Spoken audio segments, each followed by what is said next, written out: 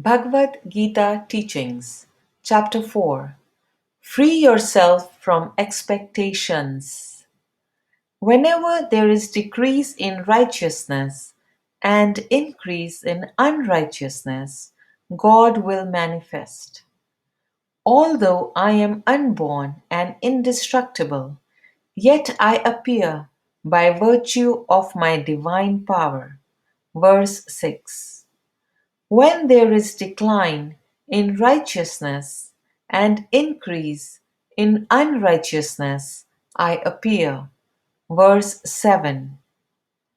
To protect the virtuous and destroy the wicked, I appear age after age to establish Dharma.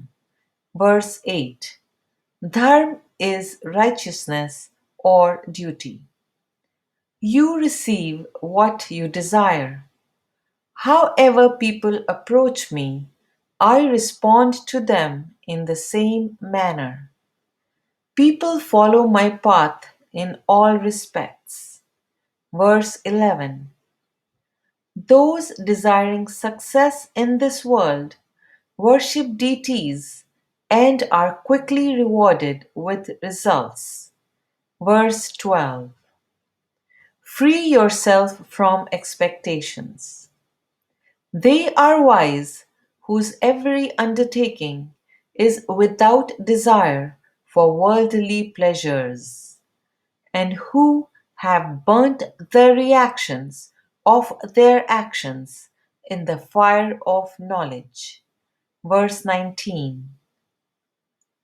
Having given up attachment to consequences of their actions, they are forever content and do not seek gratification from their activities. Verse 20.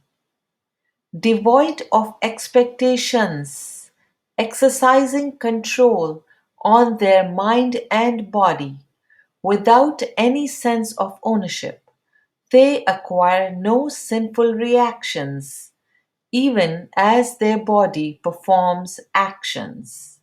Verse 21. Content with whatever comes their way, tolerant of dualities, free from jealousy, steady in success and failure, they are free from karmic reactions, even as they do their duties. Verse 22.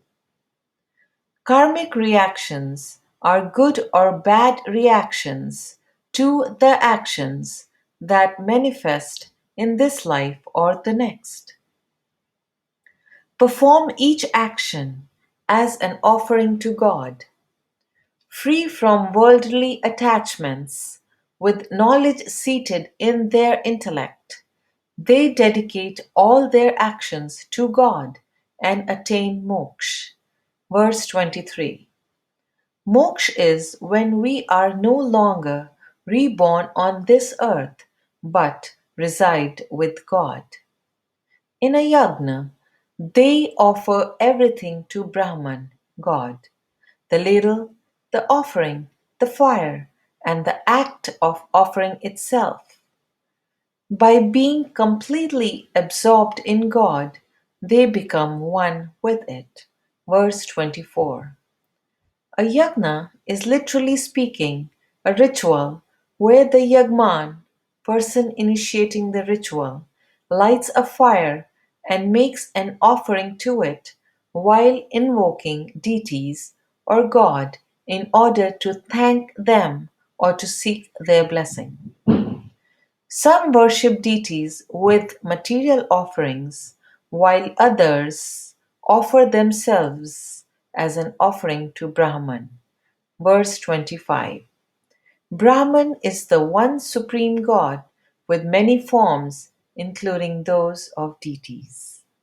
Some offer their senses, while others offer objects of senses. Verse 26. Some offer the function of their senses and breath, while others offer their disciplined mind kindled with knowledge. Verse 27. Some offer wealth or austerities or the eightfold path of yoga. Others offer knowledge acquired through self study or strict vows. Verse 28.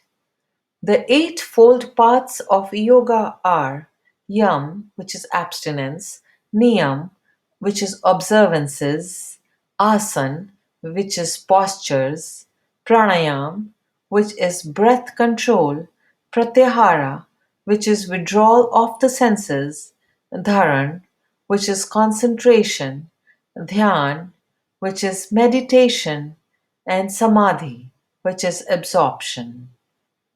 Some restrain their breath and practice pranayam.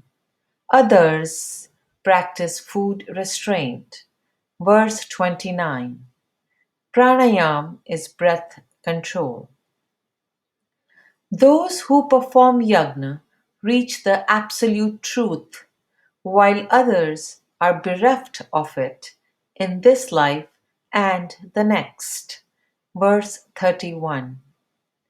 Yagna symbolically means the act of doing your duty with hope but without any expectation. Absolute truth is God. God is in all beings. Having gained this knowledge, you will see me in all living beings and see all of them in me. Verse 35. Have faith. Those with deep faith achieve divine knowledge by controlling their senses. Having this knowledge, they rapidly attain peace. Verse 39. Those with no faith and full of doubt are not happy in this world or the next. Verse 40.